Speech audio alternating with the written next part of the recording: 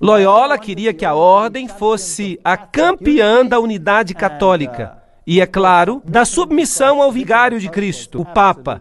Isso era absolutamente essencial. Aqui você tem a instituição da organização de Loyola pelo Papa. Nesse dia particular. E há algumas analogias interessantes que nós encontramos aqui. Aqui, por exemplo, há uma analogia considerável entre os graus maçônicos e os jesuíticos. Os jesuítas também pisam no sapato, carregam o joelho, porque Inácio Loyola assim se apresentou a Roma e pediu a confirmação da ordem. Agora, tudo que eu falo tem uma citação junto. E se alguém ficar chateado com alguma coisa que eu disser, então telefone para as pessoas que disseram isso e fique chateado com elas, certo? Então é isso que faziam e é isto que a maçonaria faz. Então você tem aqui uma ótima ligação. Portanto, quem existiu primeiro? Os maçons ou os jesuítas? Os jesuítas existiram primeiro, claro. Deveriam obedecer como que a um cadáver. As constituições repetem 500 vezes que se deve ver a Cristo na pessoa do general. E se Deus lhe der um cachorro como general, você precisa obedecê-lo como se ele fosse o próprio Cristo. Aqui está a estátua de Loyola, num retiro jesuíta, Loyola em visão, a Sociedade de Jesus constituída na Capela de Notre-Dame, em 1534, agora a Capela do Sagrado Coração, em Paris, com muitas incrustações ocultistas. E aqui está o famoso juramento jesuíta que cada jesuíta faz quando ele se torna um jesuíta. Isso vai nos dizer algo sobre o caráter dos jesuítas.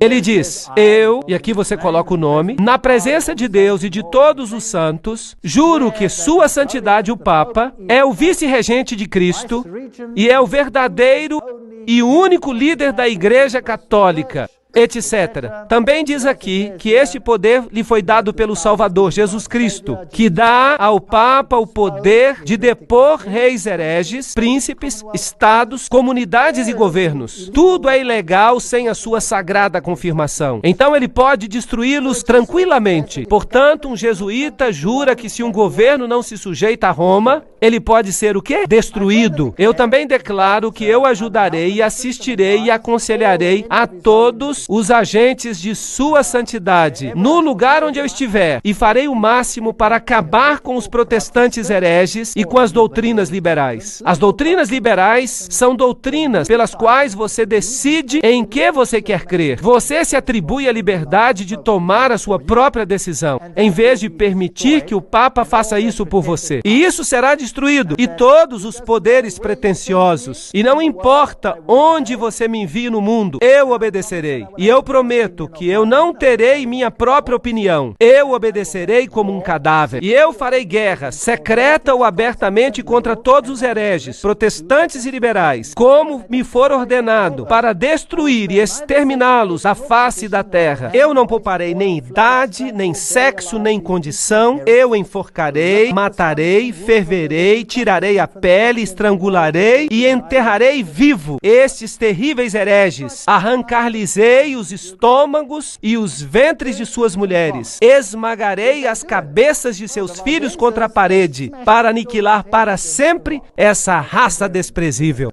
Parece mesmo uma promessa cristã, concordam? Uma promessa muito cristã. Será que eles fizeram isso? Bem, eles esmagaram as cabeças das crianças valdenses contra as rochas para fazerem com que seus pais se arrependessem. No Império Otomano, e essa é uma história interessante, na Sérvia, eles pegavam as crianças, eles as jogavam no ar e eles as amparavam com suas baionetas. Não eram pessoas boas. Agora, você pode dizer que era o Islã, que não eram os jesuítas. Podemos debater isso. Falaremos sobre isso em outro momento. E o juramento diz que se eles não puderem fazer isso abertamente, eles farão em segredo. É isso que um jesuíta jura. Esta é a famosa Universidade Pontifícia Gregoriana aqui em Roma. A mais prestigiosa universidade católica do mundo. Os jesuítas, em todas as suas sedes, têm essas figuras nas cavernas. Agora, no paganismo, todas as deidades saem de cavernas e têm as letras IH IHS, que realmente significam Isis, Horas, Set, isto é, a trindade egípcia. Claro que eles dizem que significa Jesus Hominum Salvator, Jesus o Salvador dos homens. Mas não, significa IHS. E seu símbolo é o triângulo com o olho que vê tudo, representando essa divindade. Eles também usam o pilar, ou a estela, se você prefere. Eles têm o símbolo com o triângulo e o olho. O círculo interior, que é também o símbolo usado no movimento da Nova Era. Nós já vimos que Gary K. diz que a maçonaria controla o movimento da Nova Era e que os jesuítas controlam a maçonaria, ou a criaram. Esta é a Universidade dos Jesuítas em Praga.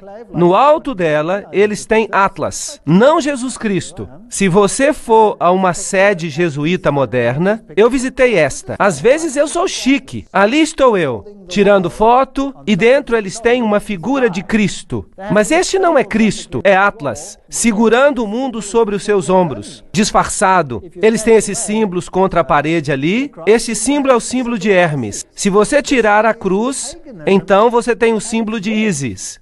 Temos aqui símbolos pagãos. Esses símbolos estão ali desde que foi construído, etc, etc. Ali simbolismo, Maria. O M é o M maçônico. O triângulo, Réia, a deusa. Aqui está uma igreja na Alemanha, uma catedral. Dentro você vê esse círculo com uma cruz nele. As espadas cruzadas. Tudo usado pela maçonaria. Agora, se voltarmos até a antiga Síria, essa era uma cruz proeminente, uma cruz maltesa, vem do antigo paganismo. Eles têm o símbolo das estrelas aqui, duas estrelas, uma sobre a outra, e duas cruzes, uma sobre a outra. Eles têm o compasso com uma lua, um símbolo com uma estrela nele, que é o símbolo que o Islã usa, por exemplo. Eles têm o calendário solar e a tríplice coroa. Tudo isso é usado pelo papado. As cruzes de cabeça para baixo representam a vitória de Cristo. Martelos e compassos e foices são símbolos que prevalecem no mundo. Ali está Jesus, em pé sobre o crânio e os ossos cruzados, que é o símbolo de Júpiter, o deus Júpiter, que é Lúcifer. De novo, cruzes de cabeça para baixo. Esta é uma catedral muito importante na Alemanha.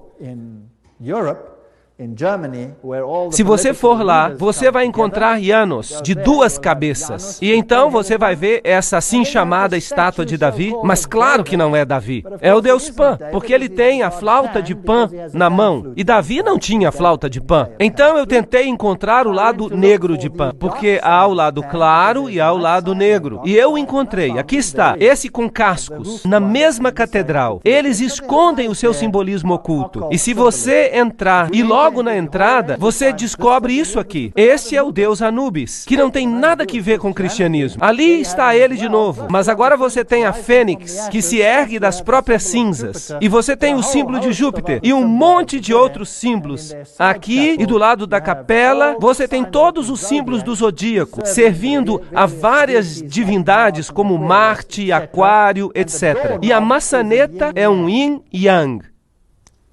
Isso não tem nada a ver com o cristianismo. Eles usam o símbolo do compasso e Júpiter e o símbolo Quirro e o símbolo PX aqui, que você encontra em virtualmente cada denominação cristã sobre a face da terra, a fênix se levantando das cinzas, o pavão, todos símbolos de Lúcifer.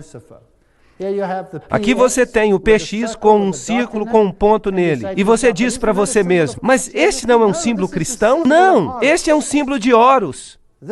Isso nada tem que ver com o cristianismo. Vamos perguntar a Albert Mackay, um maçom do grau 33. Ele vai nos dizer o que o símbolo significa. O ponto dentro do círculo é um interessante e importante símbolo da maçonaria. O símbolo é realmente uma alusão linda, mas estranha ao culto ao sol e introduz para nós pela primeira vez essa modificação entre os antigos que adoravam o falos. Então este é um símbolo bastante nojento. Ele tem que ver ver com os órgãos masculinos. Uau! E nós estamos tirando isso da boca do cavalo. Então, o que significa o PX? Vamos à melhor fonte maçônica do mundo. O livro Morais e Dogma, página 292. E caso você não me creia, eu tirei uma xerox para que você possa vê-lo. Este é o cajado de Osíris. Não existe uma fonte melhor do que esta. Aqui está o mais alto oficial da maçonaria, segundo o rito escocês. Em uma medalha de Constâncio está a inscrição: neste signo vencereis. E então vem algumas outras coisas interessantes. Este é o cajado de Osíris. E aqui está o tal místico e as cruzes e as estrelas de Davi, e então ele usa este aqui também. Um símbolo interessante. Ele diz que as vestimentas dos sacerdotes de Horus estavam cobertas com essas cruzes. Aqui está a cruz maltesa. Lembram que eu mostrei para vocês essa cruz no rei sírio? Agora, quem usa isso em suas vestes? Bem, vamos dar uma olhada. Opa, aqui está. Quem está usando? O Papa está usando. Então, o que ele é? Ele deve ser o sacerdote de Horus. Então, para o mundo exterior, parece cristianismo. Mas para o círculo interior, é ocultismo.